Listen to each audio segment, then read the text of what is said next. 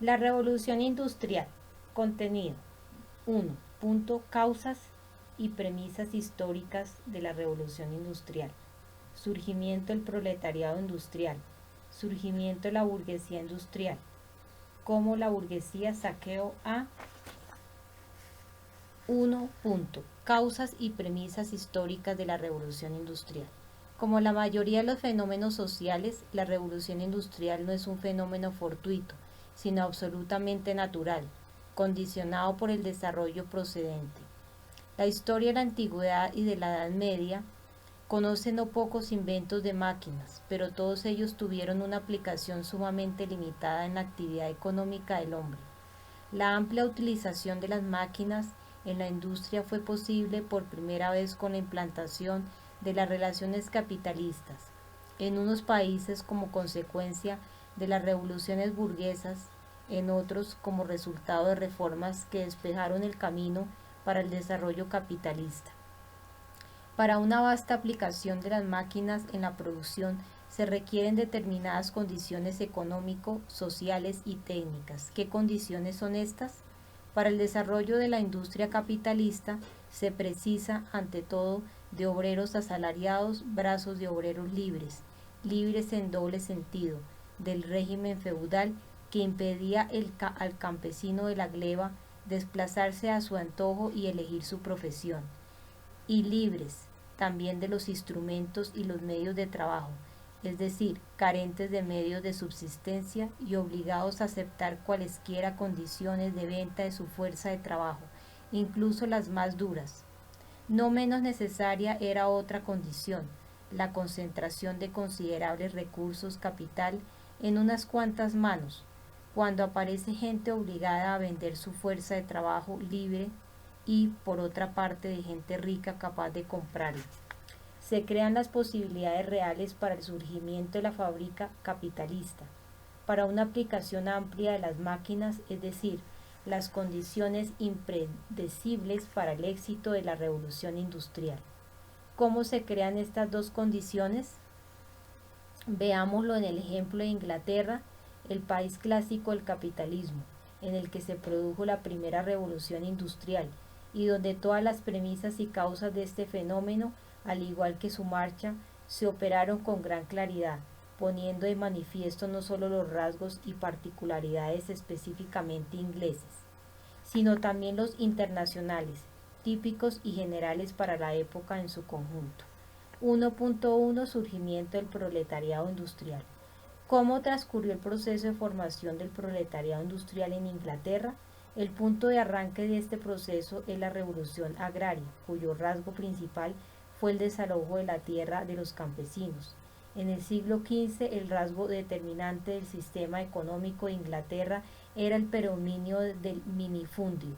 El régimen de servidumbre había sido liquidado en aquel tiempo y las diversas categorías de campesinos contaban con una economía independiente, aunque formal y jurídicamente. En virtud de las leyes vigentes a la sazón en el país, toda la tierra pertenecía a los terratenientes feudales. A finales del siglo XV y comienzos del siglo XVI se produjeron serios cambios en el agro inglés. El desenvolvimiento de las relaciones mercancía-dinero y, en particular, del comercio exterior impelían a los terratenientes a incrementar sus rentas, particularmente en dinero. Por aquel tiempo proporcionaba cuantiosas ganancias la producción de lana que se exportaba en enormes cantidades al continente europeo. A medida que se desarrollaba en Inglaterra la fabricación de paños, se precisaba mayor cantidad de lana. El aumento de la demanda de lana inglesa en los mercados exterior e interior dio lugar a un fuerte desarrollo del ganado lanar en Inglaterra. Los lores feudales ingleses se afanaban cada vez más para convertir las tierras de cultivo en pastizales para las ovejas y emprendieron la expulsión de los campesinos de la tierra. Pero el desarrollo de la ganadería y la consiguiente expulsión de los campesinos de la tierra no fue un fenómeno general y, hasta cierta época, el desalojo de los campesinos de sus tierras fue lento, si bien sumamente penoso, Este proceso se aceleró a finales del siglo XVI y comienzos del siglo XVII, bajo el influjo del desarrollo del capitalismo. El Estado acudió en ayuda de los terratenientes, llamados en Inglaterra landlords. La monarquía constitucional inglesa del siglo XVIII era formalmente y de hecho un instrumento del dominio de clase de los grandes terratenientes aristócratas, que vincularon estrechamente su suerte al desarrollo de las formas capitalistas de economía. Los landlords que predominaron en el Parlamento en el transcurso del siglo XVIII obtuvieron de esta institución más de 1.700 sentencias de cercamiento, a consecuencia de las cuales los campesinos fueron desalojados por completo de sus tierras. Según la aguda observación de Marx, los landlords se regalaron a sí mismos las tierras del pueblo. Como resultado de tan generosos regalos, el campesinado libre e independiente desapareció totalmente de Inglaterra. De los 180.000 pequeños labriegos que había en el país a fines del siglo XVII, a finales del siglo XVIII quedaron muy pocos. Un historiador inglés progresista del siglo XIX, A. Toynbee, escribió a este respecto: asombra la mera constatación de dicho contraste. Quien no conozca nuestra historia de ese periodo podía creer que hubo una gran guerra exterminadora o alguna revolución social violenta que traspasó de una clase a otra la propiedad de la tierra. La inmensa mayoría de los campesinos arruinados, desalojados de la tierra, podían obtener los medios de subsistencia como peones de los terratenientes enriquecidos o como obreros asalariados en las ciudades y las zonas industriales, que demandaban constantemente mano de obra. Si los hombres de ciencia burgueses resaltan sobre todo el hecho de que los campesinos despojados de la tierra en la sociedad capitalista se liberaron de la opresión feudal en todas sus formas, nosotros no debemos olvidar que fueron asimismo liberados de los medios de producción, la tierra su fuente principal de subsistencia. La mayoría de los campesinos esquilmados por los terratenientes y el Estado se dirigió a las ciudades, cuya población en un plazo relativamente breve se duplicó varias veces. Ejemplo de ello son los siguientes datos: incrementó en la población urbana en Inglaterra de 1688 a 1760, 1816, Manchester 6.000, 40.000, 140.000, Birmingham 4.000, 30.000, 90.000, Liverpool 4.000, 35.000, 100.000, Sheffield 4.000, 25.000, 60.000, Leeds 7.000 y 75.000. Los trabajadores arruinados, arrancados violentamente de la tierra, puestos fuera de la ley, se convertían en masa en mendigos, vagabundos y bandoleros. No es casual que en el periodo en que se establecen las premisas de la revolución industrial, se dicte en todos los países de Europa occidental todo un cúmulo de leyes sanguinarias contra el vagabundaje. Los padres de la clase obrera actual fueron sometidos a castigos, ante todo por haberlos convertido por la fuerza en vagabundos y depauperados, escribió Marx. La legislación de aquella época consideró a aquellas gentes delincuentes voluntarios que desearlo podían encontrar ocupación. En el siglo XVI, es decir, cuando comienza la expulsión violenta de los campesinos de la tierra, se promulgó en Inglaterra la ley contra el vagabundaje, que prescribía enganchar al vagabundo a una carretilla, azotarlo hasta que la sangre le corriese por el cuerpo y luego hacerlo jurar que retornaría a su patria y se dedicaría al trabajo.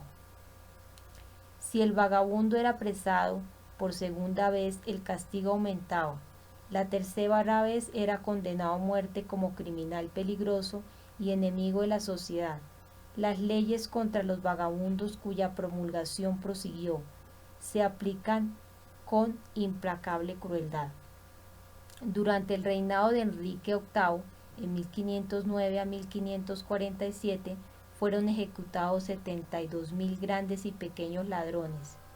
En tiempo de la reina Isabel 1558-1603, los vagabundos eran ahorcados en masa, dice un contemporáneo, y no transcurría un año sin que en uno u otro lugar fuesen ahorcados 300 a 400 personas.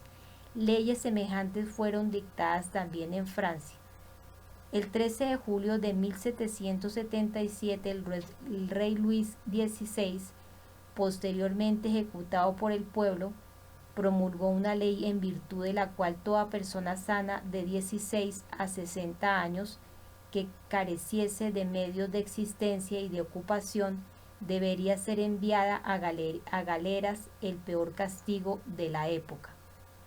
Así los trabajadores honrados, privados violentamente de la tierra y de otros medios de existencia y convertidos en este modo de vagabundos, se veían obligados a trabajar como asalariados en cualesquiera condiciones, incluso la más dura. La ruina de los modestos campesinos fue la fuente principal, pero no la única, para la formación del proletariado industrial. Otra fuente sumamente importante de formación del proletariado industrial fue la ruina del artesanado de la producción manual, es decir, la ruina de los artesanos de las ciudades, de los tejedores rurales, de los hiladores y otros muchos representantes de los artesanos labriegos. Su arruinamiento en masa se produjo también cuando el trabajo de la máquina triunfó sobre el trabajo a mano en las ramas principales de la industria. Este proceso se operó en forma particularmente evidente en la industria algodonera. Antes de la introducción de las máquinas, el proceso de transformación de la materia prima en hilados y luego en tejidos se hacía en casa del obrero, con la participación de toda la familia. Por lo general, la madre y las hijas hilaban y el padre tejía, o de no tejer, solo intervenía en la preparación de la hilaza, que se vendía después en el mercado local. Las familias de los trabajadores habitaban preferentemente en el campo, pero trataban de acercarse a la ciudad, pues solo en el mercado urbano podían vender sus artículos. Por lo general, el tejedor artesano era también labriego. Tomaban arriendo una parcela que, si bien no proporcionaba un ingreso sustancial, convertía al tejedor en habitante sedentario y permanente. Los predecesores del proletariado industrial vivieron mucho mejor que sus sucesores. Trabajaban cuando podían y ganaban lo suficiente para cubrir sus necesidades. Tenían tiempo libre para el sano trabajo en el huerto o en el campo, que era de por sí una forma de descanso. Según los recuerdos de los contemporáneos, eran en su mayor parte gente fuerte y robusta. Se diferenciaban muy poco o nada de los campesinos de los alrededores. Los hijos se criaban en un ambiente sano y si bien tenían que ayudar a sus padres en la labor, solo era de tiempo en tiempo y no en jornadas de 8 o a 12 horas de trabajo. El nivel intelectual de estas gentes era sumamente bajo. Los tejedores artesanos llevaban una vida aislada. Raramente sabían leer y escribir, no se ocupaban de política y frecuentaban regularmente la iglesia. Su asistencia a las lecturas de la Biblia era casi su única actividad intelectual. Aunque eran sanos y fuertes, en el aspecto espiritual estaban muertos, pues solo tenían intereses mezquinos, puramente personales. Su telar y su huerta eran para esa gente mucho más importantes que el pujante movimiento del progreso que abarcaba toda la humanidad. Este transcurría fuera de su aldea y si llegaban algunos rumores a través del comerciante que venía todas las semanas de la ciudad en busca de la mercancía, interesaba a poca gente. De no ser por la revolución industrial, ninguno de aquellos tejedores hubiese abandonado jamás dicha vida, sumamente tranquila y cómoda, pero completamente indigna del hombre. Tampoco eran hombres en la verdadera aceptación de la palabra, sino máquinas de trabajo al servicio de unos pocos aristócratas que regían el destino del Estado.